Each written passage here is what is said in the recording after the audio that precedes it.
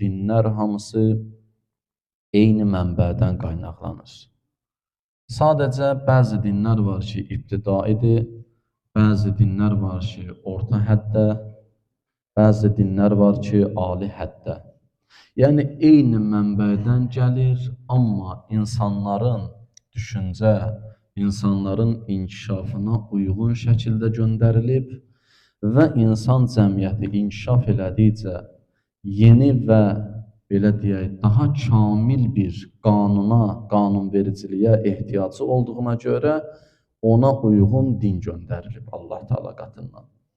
Yəni, dinlərin fərqli olması əslində insanların dinlərə fərqli başa düşməsi mənasındadır. Nəinki dinlər fərqlidir. Eyni dindir, eyni mənbədən gəlib, eyni müddəanı çatdırır, eyni həqiqəti çatdırır.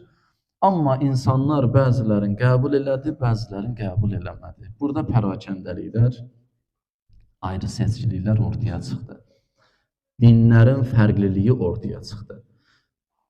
Və yadımdadır, o vaxt mən bunu bənzətdim insanın məktəbə getməsinə və məktəbə ehtiyacı olmasına.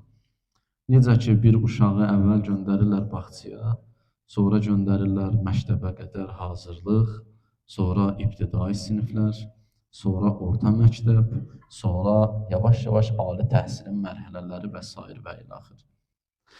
Və din özü də, dinlər özləri də insanların bu inkişafına nisbətdə göndərilib. Və sonda İslam dini göndərildi, əvvəlki dinləri tamamlayaraq göndərildi. Ona görə İslam kamil və bizim dinimiz deyəndə əvvəlki dinlər Həzrəti Adəmə gələn səhifələrdən tutmuş, Həzrəti Musaya gələn Tövratdan tutmuş, Həzrəti İsa'ya gələn İncildən tutmuş, sonuncu İslam Peyğəmbərinə gələn Qur'an-ı Kərimə qədər və bu dinlərin hamısı yeganə bir dindir ki, adın Allah buyurur, onun adı İslamdır, təslim olmaq dini. Dinimizdən məqsəd, baxın, bu dindir.